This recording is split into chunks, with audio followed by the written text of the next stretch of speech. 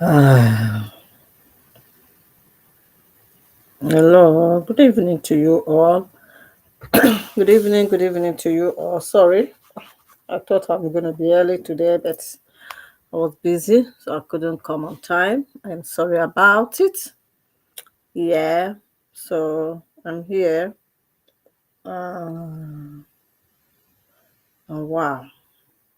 Thank you so much. Please, if you don't mind joining me, and also please, if you don't mind sharing this program as well. Thank you for joining. Thank you so much for coming in. We must continue to do the needful because of the love we have for our people. That's why we all come out to talk. It's not that we enjoy talking, but it's just that we have to keep talking and keep saying things until we get it. Because it's not easy at all. It's so sad what in the Igbo, we are the enemies of our own. We are the enemies. Anyone in the Igbo. Hmm? UMU Igbo, we are our own enemies. Abi, are we not our own enemies? We are. We are our own enemies. So, imagine people that they don't. We are our own enemies. We don't like ourselves. We are the one that is causing what is happening to us. Just look at what this man is saying. He said this Ebonyi State. So is this thing that happened? Did it happen in Ebonyi State? I thought they say it happened in Enugu State. And now says the Ebonyi State should not go, that people should not go after the Guinea, that they shouldn't go after them. The Omo Fulani, not that they shouldn't go after them. This is what a governor of Ebonyi State is saying, that people shouldn't go after them, so they should allow them to be killing them. You see, these people does not even like us at all. All these politicians, all these evil politicians, they never do like us. They just want our people to come. For these people to come, because they are dancing the tone of their masters, Nigeria, the Fulanis. They are dancing their tone. He said they shouldn't go after them, so they should allow them. If they come, they should allow them to be deleting our people, because our life doesn't matter. It is the life of the Fulani that matters. But the life of Undi doesn't matter. You see what we have come, what we have caused, what we have become. We are the cause of our own problem. Herdsman killing. Ebonyi community resident narrating how arms personnel seize their phone, stop taking of videos. See, this is the thing.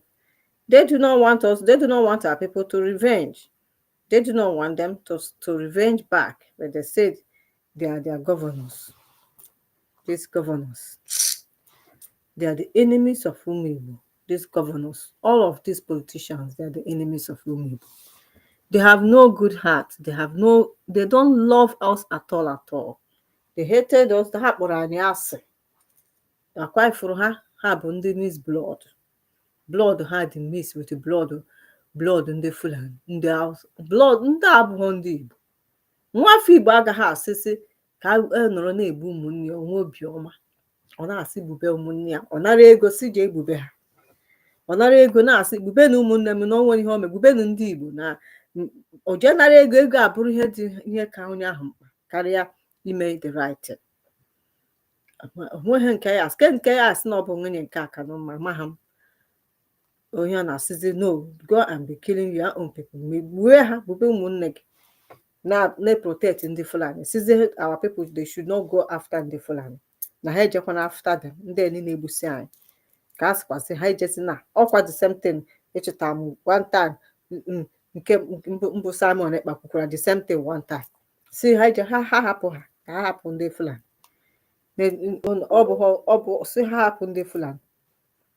Chineke nna mekwala anyị ebere. I don't know.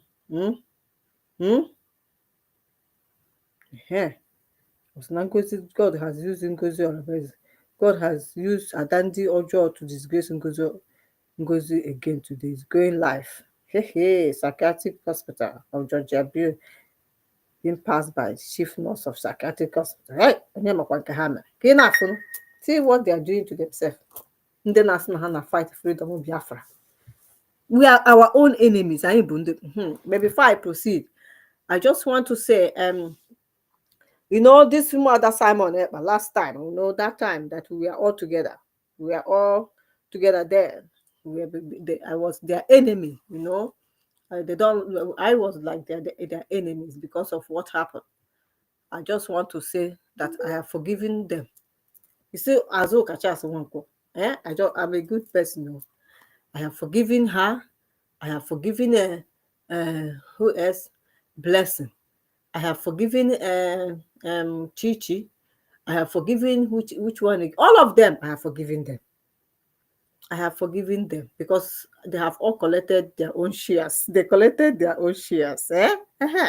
So I have forgiven all of them because we were all together, fighting together until they thought that Simon Ekpa, he said, Oga, we were all expecting that Simon is going to give us freedom now. So they were fighting me and fighting, doing everything and supporting Simon. Simon was like manipulating them. He was also manipulating them because he wasn't telling them that he wasn't doing the right thing. But all of them, that Simon, that time, those 10 that was fighting me, I said, I have forgiven all of you. Because of, I went to this funeral of Barbara. I said, what is the point of fighting? What is the point of even fighting? Yeah, I know I fought for what I did was the right thing. But after that, they came and they started fighting me. They started quarreling, telling all manner of lies against me. But they all paid their price. They all collected because I told them that they are all going to pay the price. They are all going to. When they say all those things to me, I say, no worry. Yeah, I cried to my chi. Hey, they don't know what is guiding me. I cried to my chi, and they all collected. So I start today to say, I have forgiven you. I'm serious. So I have forgiven you. Get what Chichi and all of them. I have forgiven all those who that fought me that time. I have forgiven them. I'm serious. I have let go. Iwe mada juola. Iwe mada also called the Oga. Ejem Barbara funeral. I just feel like mom na asim, what is the point? Nini na ha mere, but they are just doing it that time. Ka we na fight him for nothing. But they have all collected. So let me just let go. Let me just forgive them. I forgive them, all of them. Blessing, Azoka, all of you, I forgive them. You know go. So I said we are our own enemies. UMU Igbo, we are our own enemies. Because we don't, I don't know why we cannot do the right thing. Amam ihe mee na anyị agaghị eme ihe ka ekwesịrị ime. Amam ihe mee na that na anyị ga-afụ eziokwu anyị ekpudo ya na-atụ asị. Amam ihe mee na anyị ga-eji wee dị ka anyị si wee dị. Chineke na-emekwala anyị ebere. Eziokwu ka ọ dị, ọ na-ewute ka anyị si wee fụ ego n'anya karịa onwe anyị, karịa ụmụnne anyị. Before ndị Igbo bụ ndị na-agbakọta ọnụ, mana kịta it's like onye ọbụla na-achọ nke ya. Onwezi onye chọrọ ọnụ ka anyị nọ ọnụ, anyị gbakọta ọnụ dị together. The only person unite goro anyị together bụ Maazị Nnamdi Kanu. N'enụnụ everywhere a na-agba aghara a na-fight na-anọ na-ezuzugharị online. Everywhere ọgụ, everywhere a na-akọ ihe kwesịrị ịdị na-akọ. Ụmụ Igbo, if we cannot come together to fight, ndị Fulani ga-eji anyị mere pepper soup. Ndị Fulani ejiboga ihe eji ụmụnne anyị mere pepper soup. Because I don't know which way forward. Mana ihe na-ekwukwa na anyị na-akpa ego. We say we want money. Ihe ndị Igbo na-akpa ego niile anọ na-akpa ụnakwa naanị Igbo mba. Those people now, ndị si na ha nwere ego ha mere ka negodu ka unu nwechacha ego niile unu na-enwe unu ejide ya wee na mba. Na ya ebukwa ego a wee na. Na ya ebukwa ego a wee na mmụọ. Na ya ebukwa ya. I don't understand why we have to be betraying one another because of money. Ka ihe mee na anyị ga-eji na-ebitray onwe anyị maka ihe ego na-enweghị ebe ya eju.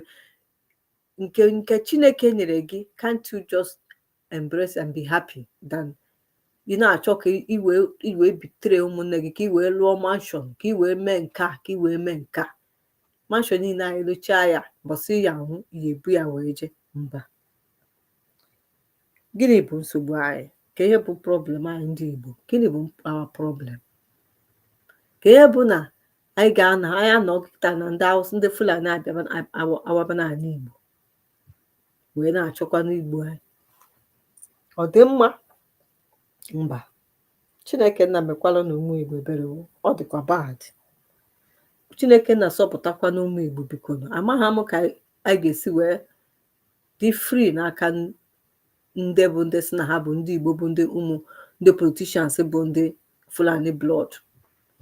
Fulani blood. Hope Uzodinjo nọ n'ebe ni, ọ na-akọgheri, ọ sị na ọ bụ onye Igbo mana ọ bụ onye Igbo. Nwa Igbo agaghị na-adọ na-asị na-egbu ụmụnne ya, ọ gaghị eme. Onye na-ewute gị, ị nọrọ like this, you feel like these are my people, I can't be killing them. These are my people, I cannot send Nigeria government to come after them. These are my people, how can I? Unu enwedịkwa conscience nwa na ihe niile unu anọ na-azọ na unu zogide ya nwụọ, unu ejebena na-ebute causes to your own family, to your own children. Why are we like this, ndị Igbo? Why did we love money more than every other thing? Chukwu oke mekwara anyị ebere. Ọ dịkwa egwu. Onye nke a bịakwana sị na ọ ga-call criminal, now you are looking for them.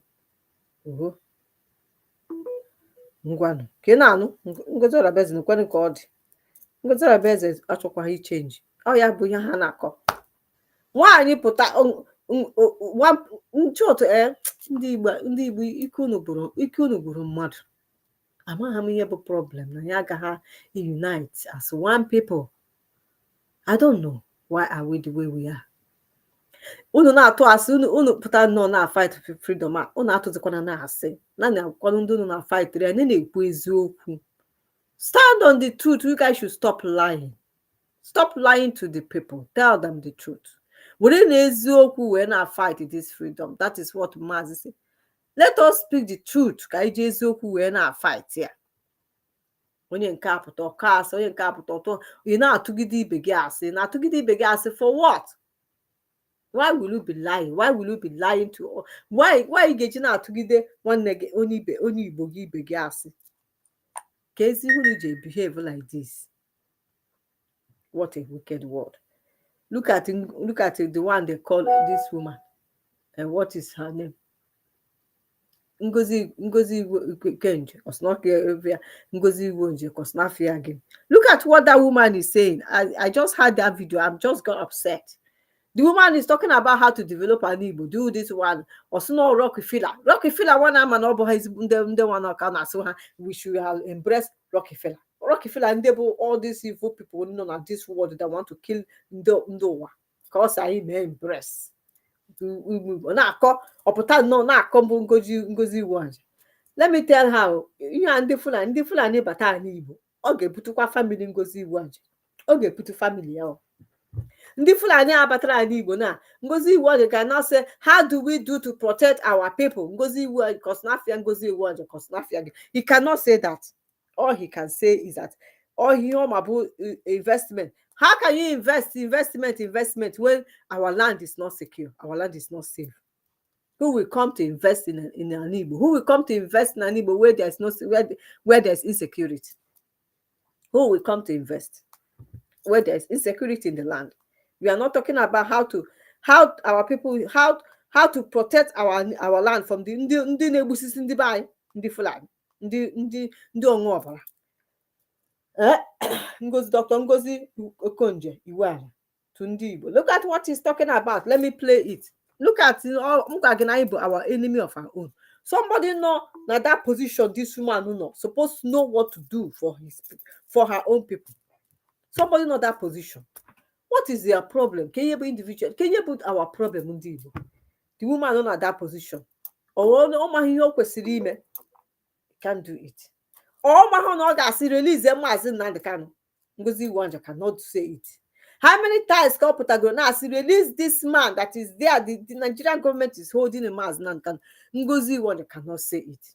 All she could say is ọkọrọ politi ọ akọrọ bishi dị ya n'ọnụ so na anyị nwere ndị nọ na top. Look at the position Chineke nyere gị ị ga-eji wee kwuo si Nigeria must release Mazi Nnamdi Kanu. You are not even listening. Does it mean you don't know that there's insecurity in Igbo? On ịma na enwe insecurity na Igbo ngozi iwu anja, but you cannot say anything. Let me play for you guys to listen to what she's saying. Roads, and we have state roads. The federal government has privatized electricity generation and distribution. Yet things have not really improved as much as we would like because of discontinuities in the system. But I see this privatization as an opportunity Southeasterners can seize to improve the situation in the region. One of our foremost citizens, Professor Barton Naji, has already shown what one man's ingenuity and drive can do.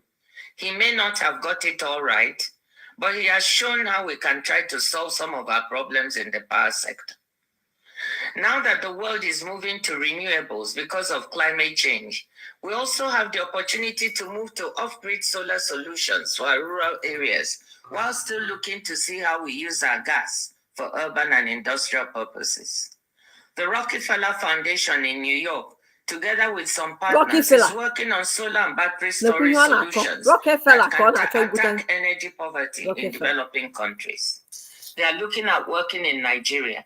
Can we attract them to the Southeast? Come and attract Rockefeller to Southeast. Let me dwell on a few other opportunities. Let them come, because the one Halu through is not enough. You are not. It's not enough for them. Attract them. Let them come and be looting more for our people, more of our things. You know, go Rockefeller. This is the people that you want them to come to Southeast. Going to my more slave. Can have slave. Can have more slave. And then when we are talking about insecurity in Southeast, you Ngozi Iweala cannot even talk about it. You cannot even say, okay, use that your platform, use that your position, and say release the Mazi Nnamdi Kanu so that there will be peace in Southeast, so that there will be security in Southeast. Tell Nigerian government to release him. You can't do that. All you could do is say, if you want to bring Rockefeller to us, so that they can give us whatever in a place where there is no insecurity. How do you think that can? Who will come there to invest? Who will come to Southeast to invest? I'm telling you. Or are you not listening about it? Don't you know about this insecurity that's happening in Southeast? How many people did they kill which day? You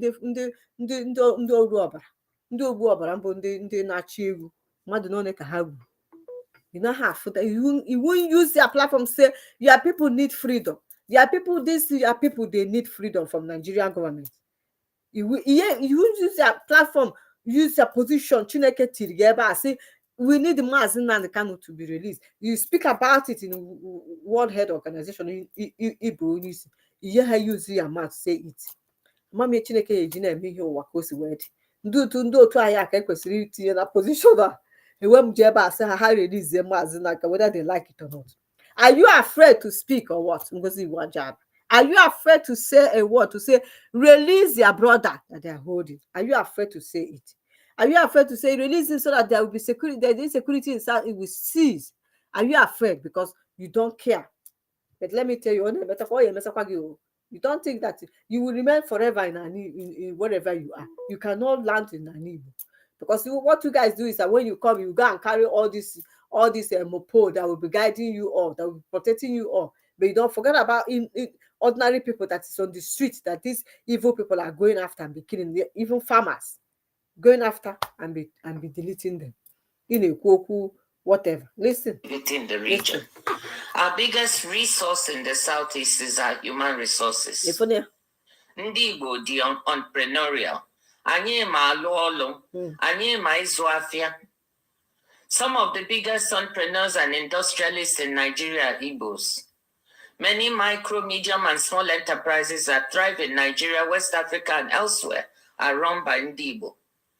Have you ever been to the market in Niger, Burkina Faso, Cameroon? I have. And these places are full of enterprising Ndi Igbo.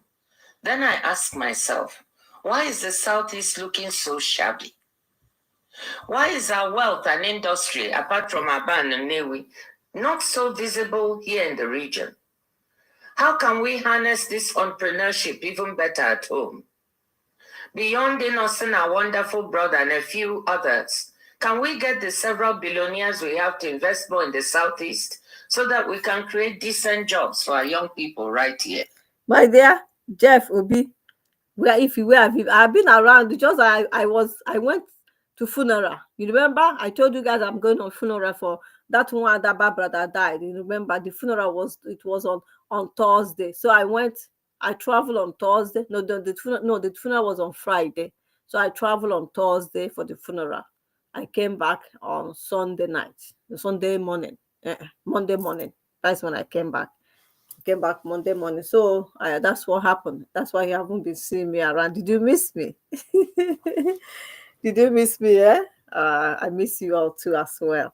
So listen to this woman. That is what, instead of her to be promoted, of her to use her position to be talking about the freedom of her people. All what she's talking about to come and bring invest. Where are they going to put this investment you are talking about when the Fulanis, the Ndi Orobara, ndị a na-akpọ ndị a ejuna na Igbo na-achọ ndị ha na-egbusisi.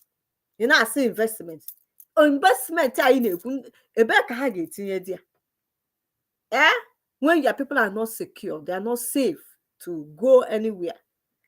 Ị naghị anụdị ihe a na-ekwu ka ọ nwere ihe ntị ochiri dịrị nwa ọ naghị esendịsịrị ya, ọ naghị afụ all these things. Ọ naghị afụ all these things na-emenụ, ọ naghị afụ online. What he's talking about is Ndị Igbo investment. How can we invest? Are we safe? Our people, are they safe? Invest where you are not safe. Invest how?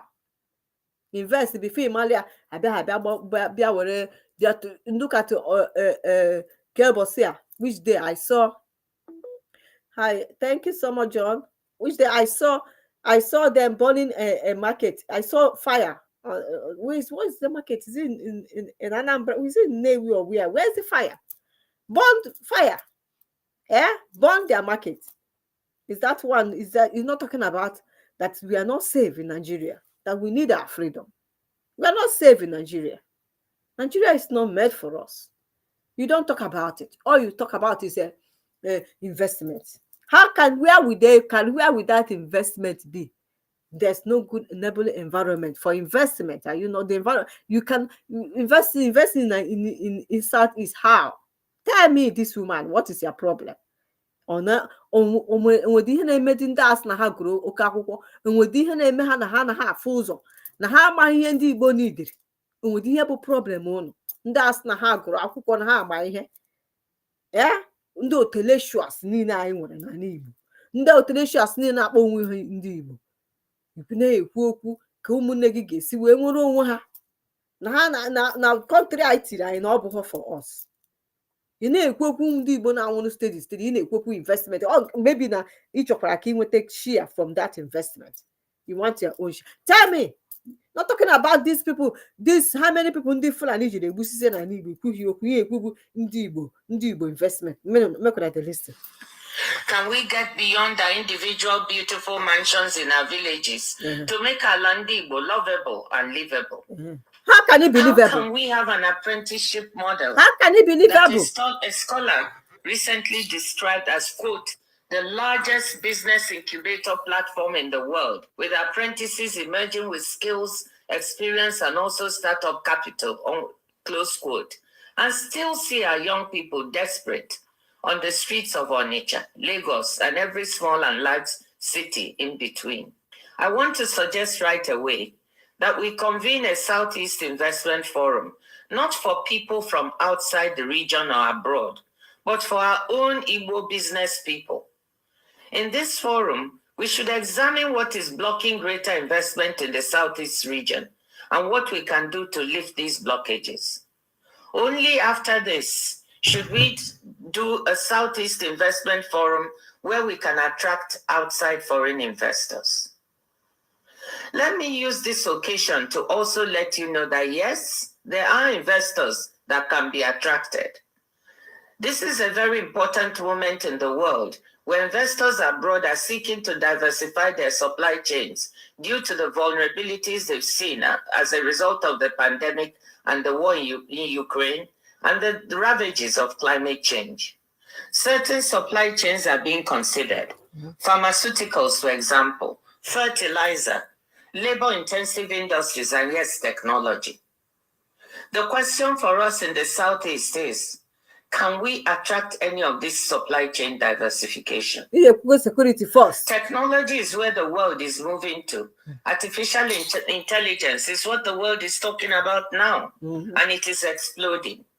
We already have so many of our young Southeasterners involved, from fintech to electric motorcycles. From where I sit at the WTO, we can see that technology and digital are critical. The fastest growing segment of trade is digital trade, especially digitally driven services trade. When I talk about digitally driven services trade, this means anything from streaming music and movie services to delivering accounting and backup medical services. Digitally delivered services trade is growing at 8% per annum compared to 5.6% for goods trade. We have the human resources, the trained professionals to benefit from digitally delivered services trade. We also have the creative industries, film and music, centered in Onitsha and elsewhere, that can become part of this trade. What we need is to build a digital backbone in the state, either through cable or satellite, to provide the appropriate digital infrastructure. This kind of investment is better done at scale. So I hope, Excellencies, that you can get together to figure out who to approach and how the supportive policies can be implemented to attract this kind of digital infrastructure investment. Digital trade for micro, medium, and small enterprises, online education, health and accounting services can provide good jobs and incomes for our young people. Enugu is already becoming something of a hub for tech and digital in the region. I wonder whether we can build on this to develop our own Enugu Valley, as I know other Nigerian states are working on their version of Silicon Valley, California. Regarding pharmaceutical supply chains, the Federal Minister of Health, Dr. Mohamed Pate, is working on this to attract this supply chain to Nigeria. I suggest that as a region, you approach him to see if you can work together to attract vaccines, therapeutics, or diagnostics manufacturing facilities here to the Southeast. This woman, Aba is already a manufacturing hub, along with Nnewi. What goes on in our area industrial market, despite the infrastructure and other challenges, never ceases to amaze. Almost $21 billion in remittance flows to Nigeria in 2022. About the largest remittance flows in Africa. A significant portion of this must come from Southeasterners abroad. Most of this comes in to support consumption and some forms of investment at home. I'm sure the Southeast governors coming together can do some financial engineering and find a way to float a Southeast Diaspora Bond or Fund to capture some of these flows and channel them towards financing some of these development priorities. We are talking about security of our people. The federal government Ministry of Finance will be needed. And we are talking about the release of Mazin and Kanu. What you are talking about is investment. This one. What is your problem? We are talking about security. The Orobara, the natural he that are killing Negus in the buying, they delete her. You're not talking about that one. As a position where Nigeria government should come release your own brother. What you are there talking about is investment without security. You think it's going to work out? Without security in the land, the people will just go and invest.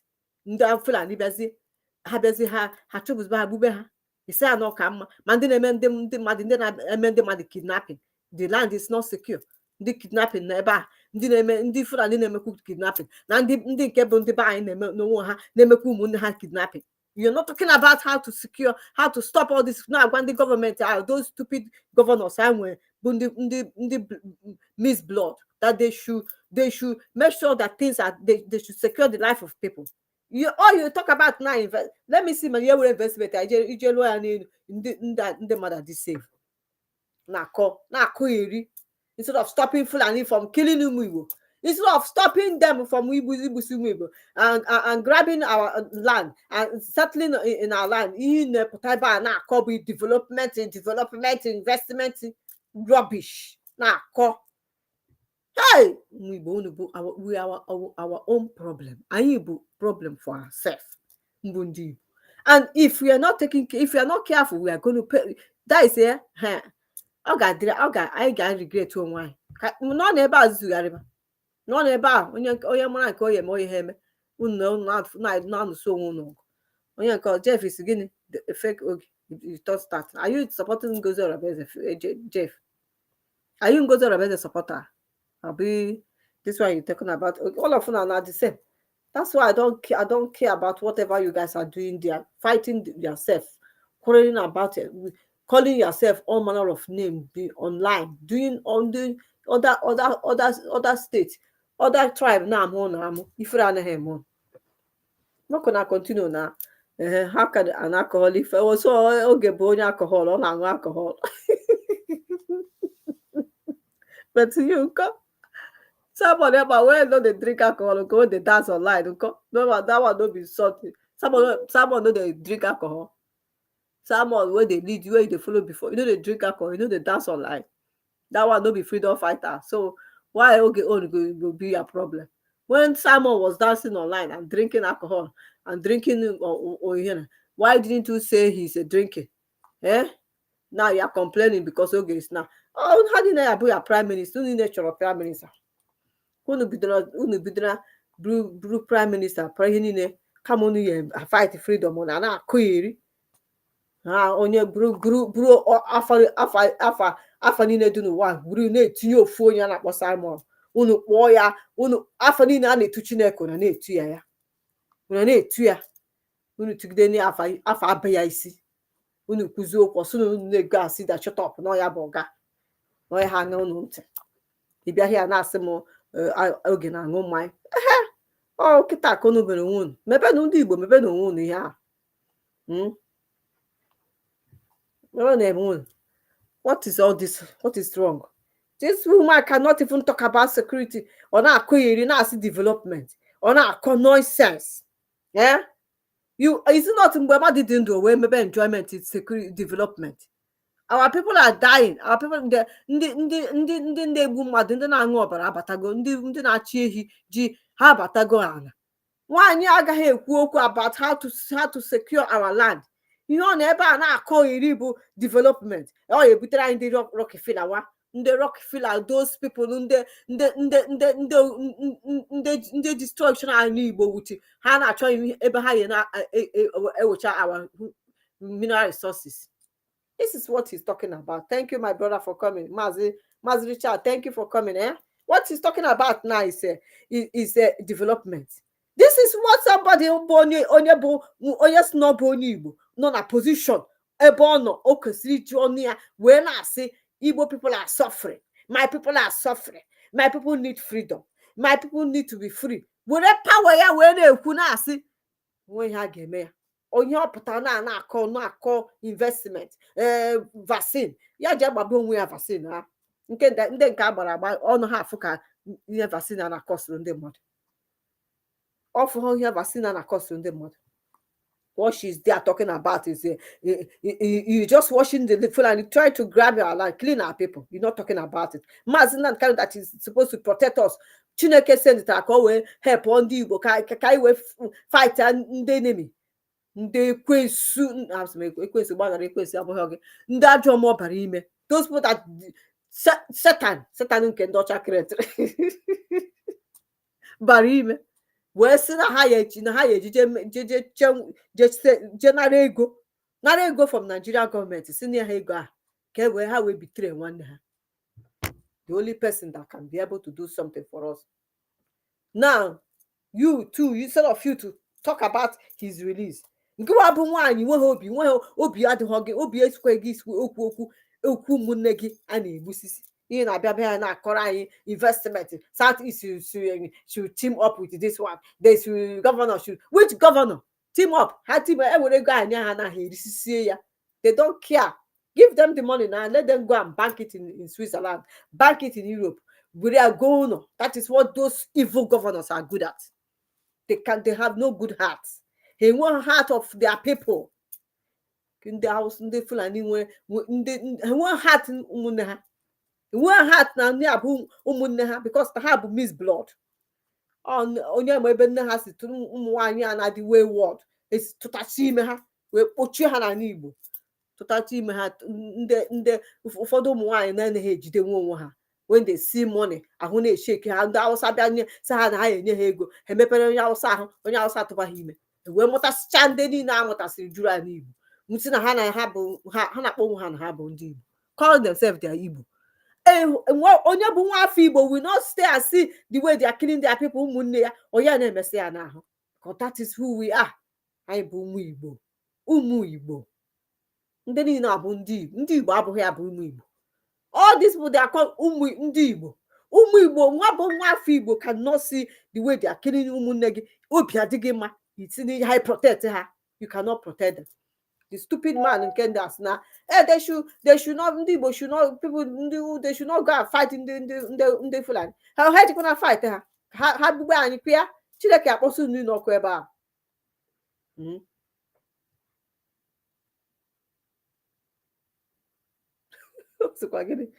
The drug madam has no sense upon all the floor and red flag. Chineke na very. Hi!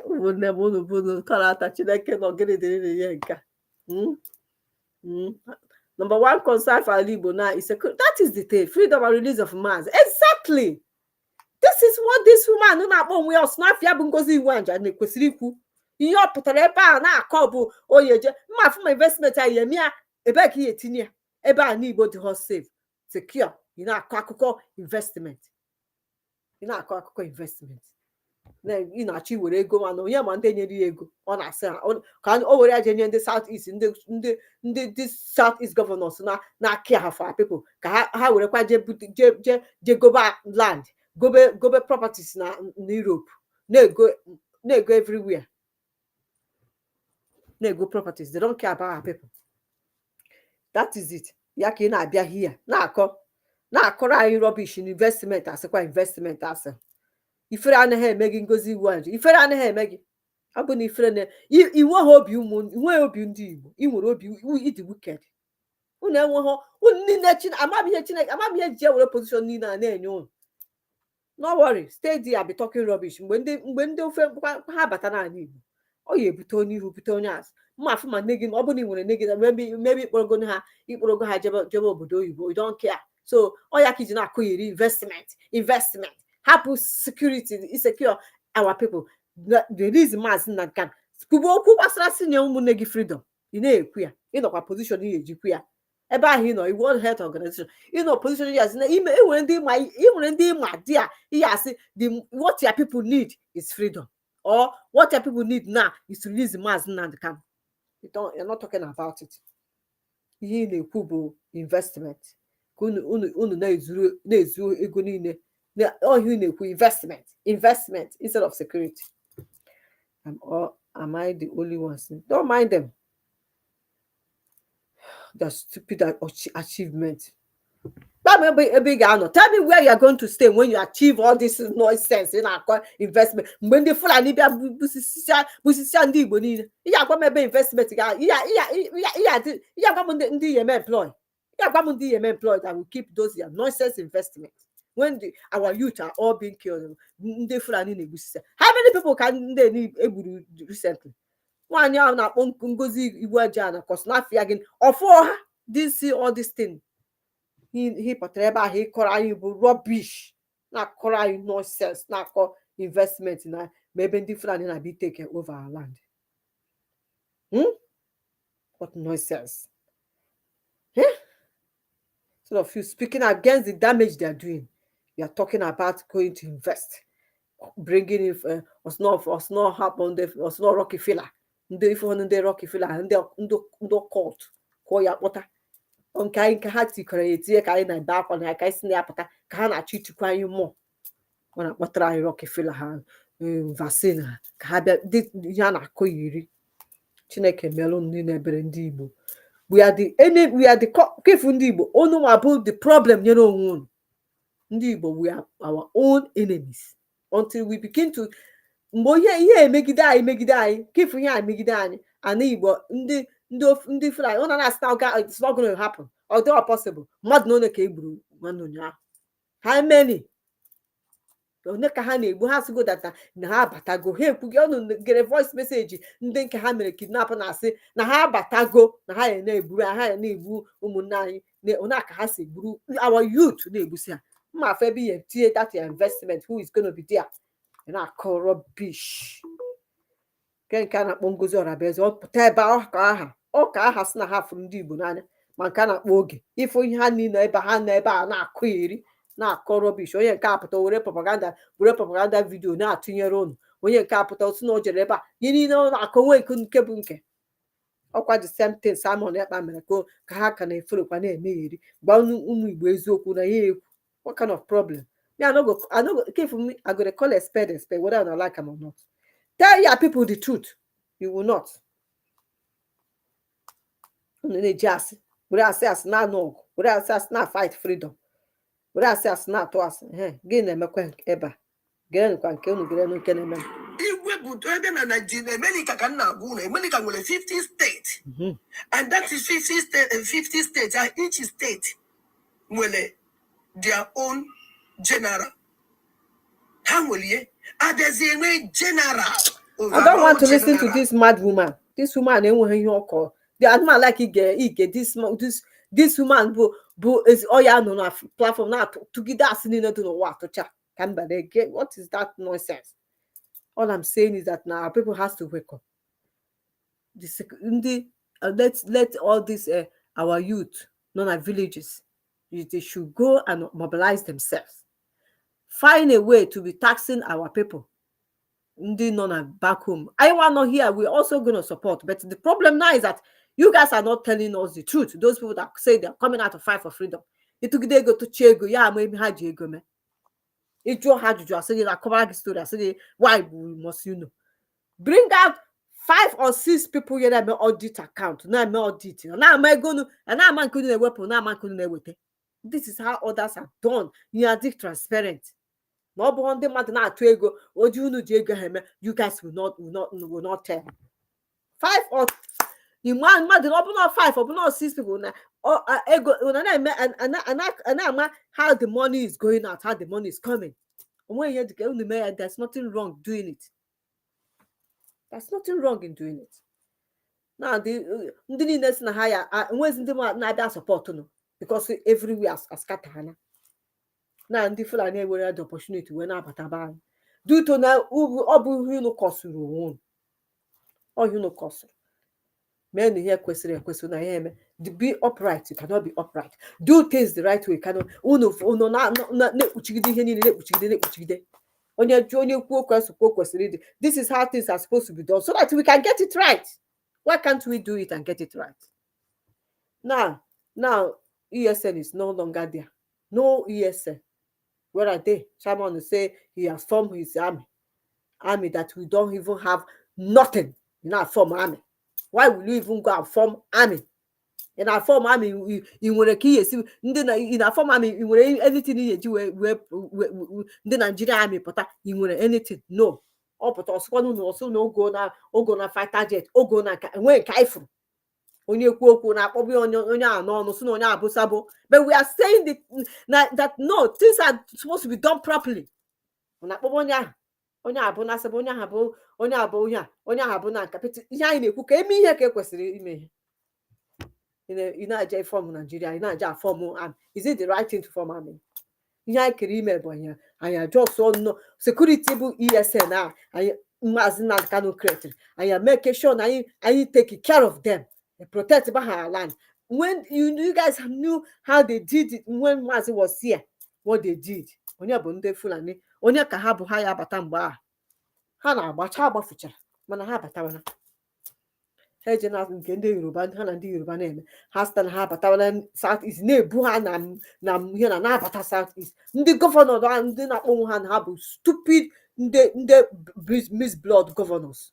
Ndị nne ha tụtara ime useless ụmụ nwanyị ndị si na ha bụ ndị Igbo the wayward na-aja atụta afọ ime na-atụta ime anywhere onye ọbụla ha fụrụ ha edine ma onye ọbụla bụ edine na-amụrụ anyị nwa si na ha na-amụtasị ụmụ Igbo mana ọ bụ ha enweghị blood ndị Igbo ha enweghị ya they don't have blood Igbo blood ọya ka ha eji wee nọ ebe ahụ na-egbusisi onye nwere obi nwanne ọya ha ekwesịrị ka a na-egbu ụmụ Igbo nwanne ya ọya asị mba no matter ihe unu chọrọ ime mba na aka eme ya ọ bụ ha sị ha na anya ha na position as yes what do you want us to do? I say we want you to be killing your people. We want you to make sure you allow us to come. Look at, I heard, do you know that I heard recently that now Imo State, if you go to the where is that Hope or the governor house, that is where they build the highest mosque in Africa. The highest mosque came to Aloriana, Imo State. Imo State. Onye there there, which as Kurocha, Hope or Danger, or how I'm allowed, Kamea. The highest. And you may would na be hand with the general road to camera and ember. Where is the finisher? You're asking me. Go ask George Simon. The finisher, Obi as if I finish here, Anya. Simon no come finish the thing. That's why all of us join. Say, I'm going to help us know ya, or you will try Biafra. You will tell Biafra, I join ya, I join ya. O gwaba na akụrụ anyị ka anyị na-ekwete na anyị na-asụ na anyị ọ na-agwa anyị eziokwu chekwa na ihe ọ na-ekwu bụ eziokwu until mgbe efizi oge problem dapụtara mgbe efizi na ọ bụ ọ dịghị straight forward that one pay me ka ihe bụ na ya agaghị adị straight forward in this life ka ihe bụ na ya agaghị na-agwado onwe anyị eziokwu anyị chọdịrị freedom ka anyị chọdị ya what is our problem yeah? What is it? What is wrong with us? Can you have a problem with Igbo? Yeah? Men ihe ka kwesịrị ime ihe men ihe dị upright ka Chineke nyere anyị aka asọ onye Chukwu na-azọ n'azụ onwe ya onye Chukwu na-azọ n'azụ onwe ya unu ya mee ihe ka o kwesịrị ịdị mee ihe in a way unu ga-eji mee onye ọbụla dị happy. How many fashions now do we have? How many? Ndị nke Kanu na ndị nke ya nọ ebe enyi US na ndị nke ha na ebe enyi Simon Ekpa na ndị nke ya Simon Ekpa nwere group nke ha dị na 2 ha onye ka anyị dizi how many are now fighting for source of Biafra freedom onye pụta na adọrọ we are our own enemies ma anyị nwa bụ ndị Igbo na-akọ yigharị na-akọ ndị niile na-atụpụta na-atụta ego nweze na-ekwe na okwe onye na-asị ya bịa atụba ego bịa na gịnị ka ọ na-atụrụ ego for ị na-atụ ego ị na-atụ ihe ka ị na-atụrụ who are you giving the money to? Are they accounting for the money? Ngozi Orebeze is collecting fundraising. Fundraising, he doesn't have men one so Simon. So now he is here. Then who are you collecting the fundraising for? Mana ndị nzuzu ndị na-amaghị ihe na-ewerekwa ejere ebe ahụ ọ na-akpọgheri ejemma. No, it says ejemma. A na-akpọ ejemma. What kind of people are we? Common sense we can have. Ọ bụ ndị na-asọ Ngozi Orebeze unu nọsọ nsisi unu chọrọ nsisi oke na unu ga-apụtasị nke mara na-akpọ oge anyị amaghị short Chineke na meele anyị ebere afụbeghị m I have never seen unu asịkwado oke ka unu n'ogodo na ka unu bugodo one unu ndụrụ one unu ewekwa n'ego na-atụta na-enyekwa na sị ka eset ya up asị unu mee akaụntụ unu eme akaụntụ asị oge mee akaụntụ oge ma keke oge ga-esi wee bụrụ finance minister sọsọ ya nyanwa bụ prime minister ebe kwụdị nke osno vice nke osno bụ acting vice prime minister one person bụ finance minister unu one person bụ acting vice minister me my own na to tell you the truth whether I like it or not.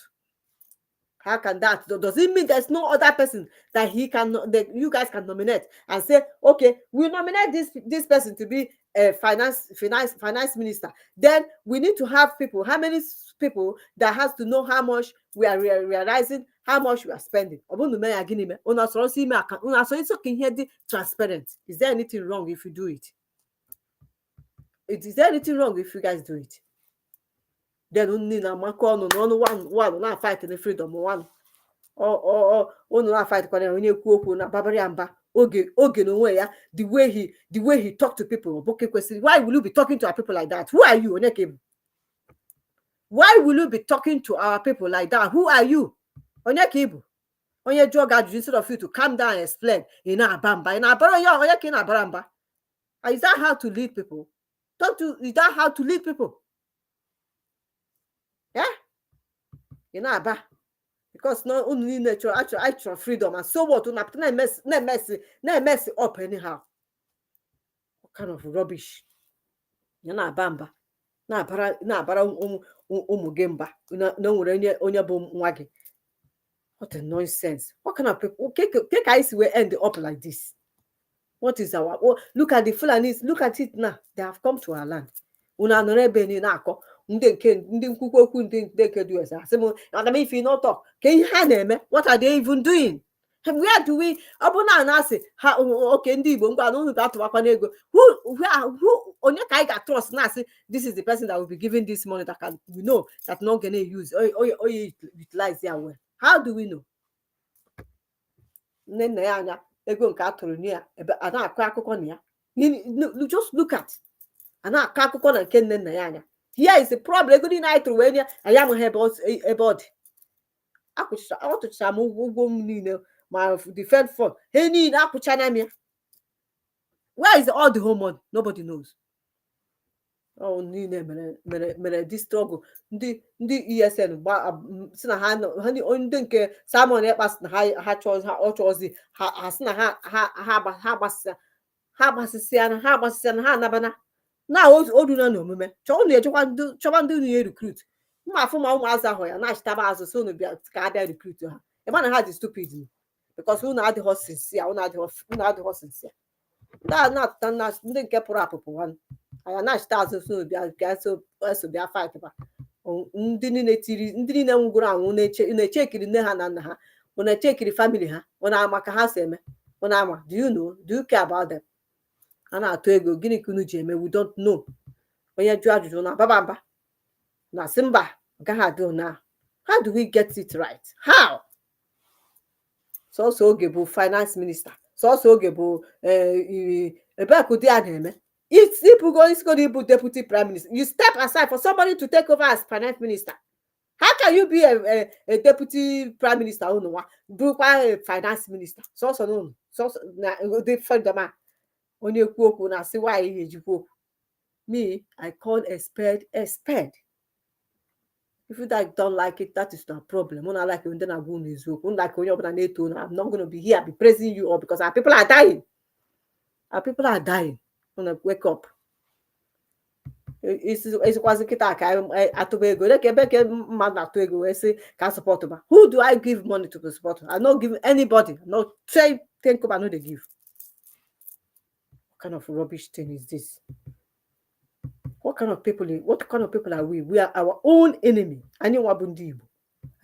Anyị nwere nsogbu to ourselves. Anyị nwere problem. Kemgbe anyị ga-ama ihe. Nke na-akpọ Ngozi Orebeze ọ nọrọ ebe ọ na-akụghegharị ka onye egbughara isi na-akọrọje ebe ọkọrọje ebe ifu ihe ọ na-akọchasị na-asụtọsị ọnụ na-adịkwa serious. Simon Ekpa bịa na o finish go the finish I don't finish am, you don't give us freedom every year. Bịa saying Biafra is coming. Onye anyị count about down. Anyị countara down niile anyị Biafra anyị afọzikwa. Count down with the counter. We count down, we follow Simon Ekpa the countdown. Countdown finish, Biafra will not see. Finish her, you don't finish her. Where I finish her, we see. And Simon Arnold here finish here and this I ask for Biafra. We no see, I may not give it to us. And here be the corner you see. As for them when can about USB, what can about Biafra government in Ezra. Everywhere when get this when you kuna more you want a whim. Because upon the hearing now question, na anyị niile gbakọtara ọnụ wee na-eme ihe anyị na-eme. Anyị amaghị ebe akara ije na ndị Fulani anyị ha bịa na ịbịa take over our land wee na-egbu almost how many people. Ndị choosing na-eje ụka abanye na ebe ahụ. Apron couldn't even protect them. Apron that they wear has a hag of apron. Buy apron is going to protect you. They choosing. The apron couldn't protect them from Fulani hand. Apron couldn't protect them. It's right time now. ndị na-ejekwa ụka na-ewerekwa unu na-akpọkwa Jizọs ọka ọnụ mmanụ jije were gụrụkwa gon gụrụkwa egbe gụrụkwa ịchọkwa ihe unu jebụkwu na-ewerekwa ya mụ na ekwe ebe a na-asị na trọskwa na afọ ahụ na-akpọ n'ọya afọ kpọbadị na ya ikwu na sị anyị na anyị na-ekpe abụ antikraịst ọ kakwa na mma na unu jiri unu na-ejekwa ụka ahụ na-ejeje gụrụ chọrọ egbe chọọ ndị ya jidesi ya debe ya ebe unu nọ ma mma m ihe niile so ha bịa unu ejiri ya wee protect bakwa onwe unu ọ na-adị kwadụ surprise ka ha si wee bata na chọọchị ka ha batara wee gbusisi unu niile ha batara chọọchị mgbe ọ ga ha bata chọọchị ka unu na-etu afọ ahụ ka unu na-akpụ ya Jizọs o mere ihe o mere unu onwe ha unu kpọgide ọzọ pụtara unu mmadụ n'ole ka egbu nọ n'ebe ahụ ndị Igbo ihe ọbụla unu buru ya n'isi ọ na-anya unu buru na ya ndị ihe ọbụla unu furu unu eburu ya n'isi. I don't want to talk more because I'm just getting upset because of what is happening to our people. If you say how do we protect our people? Who do you give money? Who will you give money? I know go do am because you guys are not sincere. When this is sincere, no go give anything to anybody. No dey give. Ka anyị nọrọ n'ebe mgbe ọbụla mgbe otu Chineke Chukwu Igbo mgbe o ji si na ọ dị na anyị gbugide anyị ọ na-efere ọnụ anyị na-amụ ihe anyị amara ihe kọsi ike agwụna maazị na nka na-etra ya na ndị na-achị common sense all the red flag Ngozi Orabaeze ndị zombi na-efoli afọ ya ha jee were ego na-enye ya onwekwughị ọmamụ ọ na-achịkwa onweghịkwa ndị bụ ndị grupu ya ke ndị nke bụ nke ya onweghị unu na-atụrụ ya ego unu atụrụdịrị ego for what unu na-atụ jema unu atụrụ gịnị ka unu atụrụ ego for gịnị ka o ji eme ebe ka ọ na-etinye ya ọ kretigo grupu ọ na-anakọsịrị ego niile o tiri mgbe Simon nọ ka ọ na-anakọsịrị bak unu common sense unu ihe nwe oge na onwe ya kreti ya nke ya ojeje ọ na-akpọ onwe ya prime minister ọ na-akpọ onwe ya finance minister sọsọ ya unu ihe mee ya right ka ihe dị ọfụma na-aga ọfụma na-aga ka o kwesịrị ịdị dị mma upright mee ya ka o kwesịrị ịdị n'ufere mana na-akpọ m ka fọkọnụ kpọ m na phone si m bịa join unu again mmadụ ọbụla kpọkwa m si m bịa join no join nobody call me again to tell me to come and join where have you guys gotten it right that I will come and join una why would I join where you guys are not doing it right ndị ajọ nekwa bịa buru isi ọwa mụ na na-achọ esemokwu okwu ọbụkwa mụ na ụlọ Chineke kwena biko mepe nnọrọ side na-ene ụlọ anya otu na-emeta ọfụma anyị fụka nzube na-eme ya ka o kwesịrị ekwesị ma bịa join no come phone nobody call me phone again say tell me say make I come join una for what? I'm so tired. I'm so upset with our people. I am really, really upset. That is the truth. Oh. They are Igbo Fulani father when their mother went for tomato business in Northern Nigeria.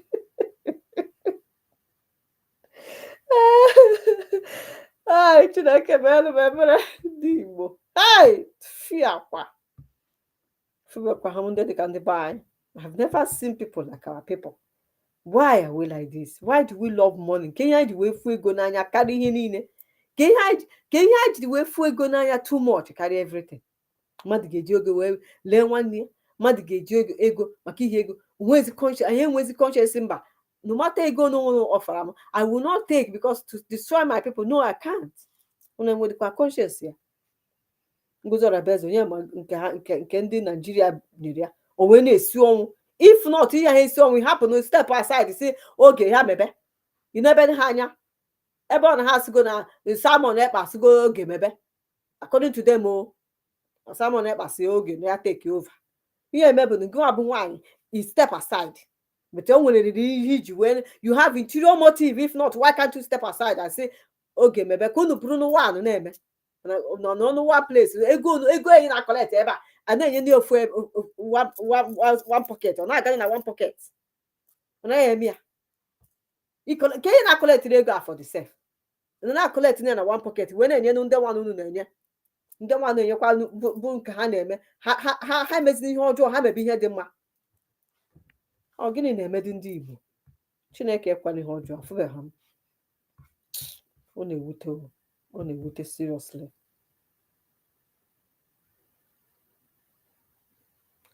all this investment hapụ nwaanyị ahụ just leave that woman look at it. investment Ngozi Okonjo investment mma ọya nọ n'elu ndị Fulani bịa gbusisi ndị be anyị investment ahụ ọchọba ebe ọ ya eme investment ọ na-akọ o nwetago plan okwute ha okwu si release Maazị Nnamdi Kanu okwute ha okwu si South East need security the insecurity in South East will end and Nigeria government stop coming to be killing our people okwute ha okwu ya onwe mgbe o ji si ihe ọ na-akọ ha na-abụ investment mma investment ahụ ma ọ bụ na enweghị ana Biafra adịghị secure ana Igbo South East adịghị secure ọ na-eme investment ndị ọcha ya abịa ebe ka ndị mmadụ na-abịa ha ya abịa kwuru n'elu wee na-emere gị investment ha bịa ha fly ya n'elu na ọ n'elu na-eme investment ahụ ya your land is not secure people are being killed every day a na-egbusi ha a na-atọrọ ha a na-ekidnap ha a na-egbu ha every now and then ịnọkọta ihe na-asị ihe kedu ka udo nke a dị na South East karịa everywhere ọ na-akọ investment ihe ọ nọ n'ebe ka anyị bịa kụbara aka ịgbana ya na ị na-eweta investment ka ị na-ewetara anyị investment na South East well done Ngozi Igbo ịgbana ya na thank you investment taking over Fulani we have to protect our territory first no mind them onye ha eme that one all investment ka ọ na-akụ ọ pụtara na-akụ ọ na-emere anyị investment where people are not safe investment where people are not safe they can't even go anywhere now everywhere people are scared to travel out ị na-akụrụ anyị investment Fulani na-asịgo na ha bịara igbusisi anyị na ha bịara igbusisi ndị Igbo ndekwa ihe mere ndị Yoruba ọ ya eme anyị ndị Yoruba na-afụzi their land kwa ha na-agba unu agbasa unu atekike ya ihe mere ndị Yoruba ya na-eme anyị ọkwa ndị Igbo na-atụ egwu ndị Igbo ndị mmadụ na-asị na ha ma ihe ọnọpụta na-asị anyị ma ihe ebe ka unu madụ ihe nwa unu na-asị na ndị Fulani ọka ha unu ihe mụrụ ha unite together na-eme ihe ha na-eme jiri ofu obi na-eme ya unu amụ ihe ebe ka unu mụ ihe unu ya unite wu together no ndị Igbo egeghị unite wu ihe anyị chọrọ bụ everybody want to be a leader I want to be a leader I want to lead if you find out that you are not going to lead let somebody that is going to let the person lead mba I want to lead if Ngozi Obezo nebo na stọsị ọnụ ọ stọsị ọnụ stọsị ka na-akọ iri na-asụ ma ihe ọ na-asụ ebe a ọ na-achị lead ọ na-lead because that's their lead Simon their lead Simon ka onwe ọzọ if not Simon Ekpa ọ batara na this struggle the freedom fighter onye kwụzi anyị freedom ọsọ o promisiri anyị na ndị Finland ejidere ka ọ na fight freedom ọ na-eji sense na-eji common sense a fight ọ pụta every time ọ na-asị ndị oyibo mee nka chekwasị na Simon na ndị Finland agaghị emesị ya aka asịkwa m onye nke a na onye ọnụ na ndị Finland agaghị emesị ya aka ama m na Finland ga-eme kata n'ụwa nke a bịa emesa Simon aka ihe ọ na-aba that time nchekwa na ndị Finland nọ ha na ndị politicians niile na ndị Finland na-enwe ha amam ihe ọ na-akụ ya obi amam ihe na-akụ ya obi o ji abanyere na ọ na-aba o nwere ka esi fight freedom ebe onye niile pụta online na-aba were common sense akọ na uche ndị be anyị enweghị ya o nwere nke o kwuru one day hey Chineke na nke Simon na-ekwu nke so ha etinye onwe ya na nsogbu o tinyegoro onwe ya na nsogbu ya nwatiri onwe ya na nsogbu aba ndị ọcha mana ndị Naijiria gọọmenti nye ha na bribe nye ha na ego achọba gị ha chọha freedom anyị na-emehie na-emebuta akọ na uche all the thing promised anyị takuna fighter jet enwe nke anyị fụziri ndị Naijiria abịakwana na ndị Fulani abịana enwe nke anyị fụ Naijiria je fight ba ndị Fulani Biko Chiejena, biko I won't go sleep. All the things I'm on side. So I know when but guess that fighter jet but I couldn't have car up. What's the guy for the flat?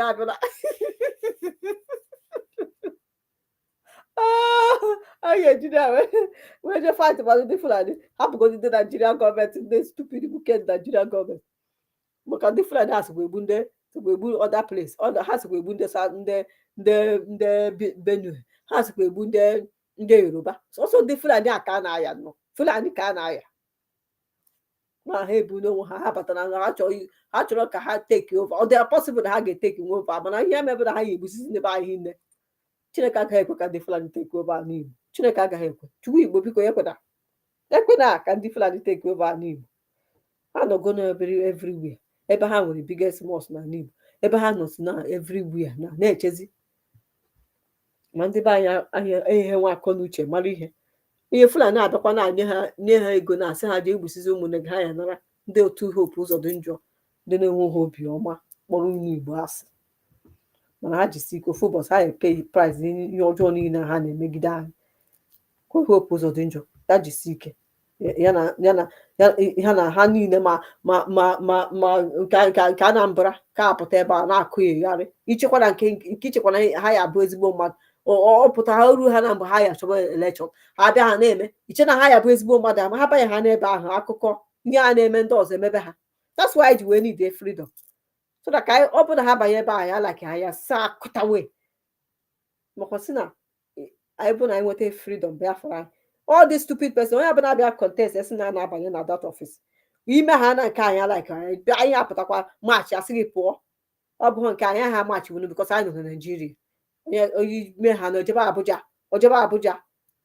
Abuja na-ajezi ndị otu ya sị ya gịnị nwee ya don't worry that time amanụ ma ha ejebe Abuja ya dị ime ha na rubbish anya anyị na-apụta sị gị pụọ anyị achọghị gị ihe i kwuru na-eme ya ndị na-atụgide asị ha pụta ha n'ịzụ ọzọ iche na nke a bụ ezigbo mmadụ ife mara ya itinye ha na ha ebe a ha chọọzi protect the interest of the people ihe ha ma bụ their own interest wicked heartless ndị Fulani ndị nne ha jere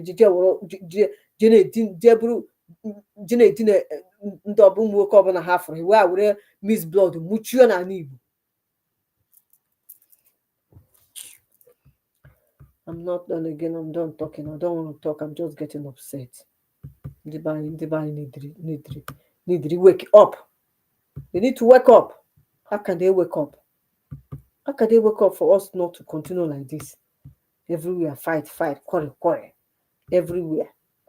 Everywhere fight, quarrel. I know what about gonna fight. Hey, Zuku, and to get the gas. Say fight with truth. I fight with truth. Oba say to get the gas like this. Now, hey, Kekerowa biko nyere n'ime Igbo aka biko Chineke biko mere na anyị ebere anyị na-ayọ gị ayọ Chukwu Igbo biko gbaghara mere na anyị ebere n'ihe ndị Igbo n'ihe daizie ọ dịzi egwu. My dear people, please, I am done. When I will tell, I'm telling you, we don't know what to do. We are just, what do we do? How are we going to get out of this? All this elite in the Igbo nwere ha chọkwaghị inye aka. All this elite ndị Igbo nwere dịka sif na ihe a na-ekwu na ihe emetụta ha niile nsogbu adụ mgbe onye emetụ n'ihu metụ onye azụ anyị niile na-ebe akwa no worry unu ejinaje kpọrọ maazị na nka ndebe ya baa jisi n'ike na mekwu nke Simon ka gbasara ebe a ihe o ketere ya buru when he did diabetes is our brother ana m ya sị ọ bụ na ọ dị innocent ha hapụ ya ọ bụ na ọ dị guilt ha try ya ọ dị free ha ọ bụ na ọ dị guilt ọ bụ na ọ dịkwa guilt ha hapụ ya aka ana m achọ m ka ihe ọjọọ megide mmadụ onye ọbụla dị innocent ọ bụ na ihe niile ha ebubo niile eburu ya na o mere ya na ụwa ya ama mana nke mara ka ihe ọ na-eme that time bụ ịkpọkọsị ndị amị na-abịa ndị oju ọnụ wee na-egbu ọjị onye na-akpọ ya oju ọnụ okwugide kpọgide ndị amị bịazie a na-egbusisi ndị be anyị that means na o sokwa bụrụ o so kọsụ ihe gburu ndị be anyị o so na ọ bụ na imechi ọ bụghị ihe niile ka eji ọnụ ịma na enweghị ihe i nwere enwebeghị ihe anyị mere i were sens gị wee na fight ya na-akpọ ndị amị sị ha bịaba come on we are waiting for you mgbe ha bịazie afọzi ihe nwa na i nwere ihe eji wee protect ha ndị abịa sị ndị amị nọkọtazi sef anya sị he na Samuel na-adụkwa serious na ha echesef na this guy na o nwere ihe ọchị ndị Naijiria amị sef ya nọkọtazi na ha chịkwara Samuel na so all this teku na ha na fighter jet to no way nke o nwere ndị Naijiria gọọmenti na-abụzi ya abụ that time na-asị ihe ọ na-eme na ọnụ ka ọ na-aba n'oju ọnụ ka oju ọ na-egbu ọchị asị anyị na propaganda dị allowed when they are killing your own people propaganda dị allowed when the nonsense Nigeria army nwere bad heart biko na enwekwa nke amamụ ndị ebube agụ na-egbuzi ndị be anyị ha ka ndị nke ka ha ga-esi inweta enwere one for recently two video I was like why are they doing this kind thing to our people ọ bụrụ na ndị a mere n'ihe ọjọọ ha mere biko unu egbuzina ha unu kpọrọ ọnụ ha unu egbuzina the way ha zi agbagbu mmadụ mekwa na ọ dịzi as if na dog animal kazi human being value na Igbo. I saw that one, I was shocked. 3 of them the way amam ndị na-eme nke ha na-asịkwa ndị a na-asụ Igbo asị na abụ amam asị na ha bụ ndị security I don't know who they are ka ha ga-esi na-egbu ndị a nwere obi ha ụfọdụ na ha Chineke kwana ihe ọjọọ onye dị ndụ ka ihe were nnọọ egbe gbam tụọ n'isi gbariko onye ahụ isi ya hey my God hey ihe na-eme n'Igbo emebichana Chineke nna n'Igbo hey ọbara ụmụ Igbo na-awụsị na n'Igbo dị terrible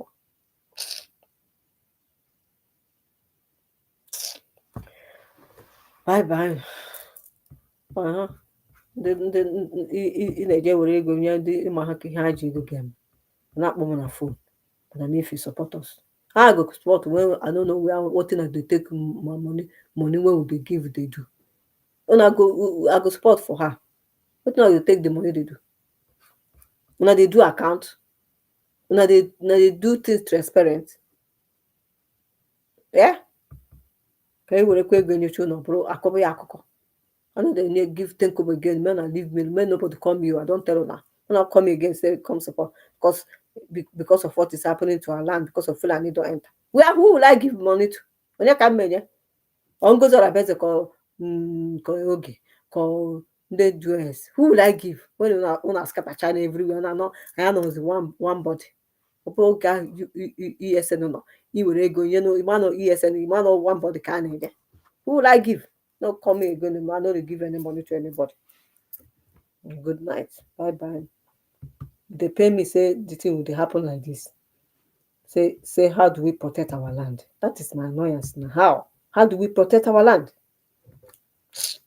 please I'm done thank you all for coming and please share this program I beg and like my program too please I'm begging just like it so that people you know we are here to do ka anyị na-ekwunu na-ekwu okwu wee ọzọ na-ayọ Chineke na-ele n'anya ngozi uwe eji ndị kpọrọ onwe ha elite wụhụ ịfụnanya ebe ndị Igbo nọ na-asa anyị investment nonsense investment ịtra ya na ya ka ị na-wetara investment ịta afụ ndị ebe anyị ndị Fulani na-egbusisi my dear people bye bye ka Chineke nọnyere onye ọbụla ka anyị na-ayọ n'Chukwu ofu ụbọchị ọ ga-adị mma that's all I know good night hey after 11 good night love you bye take care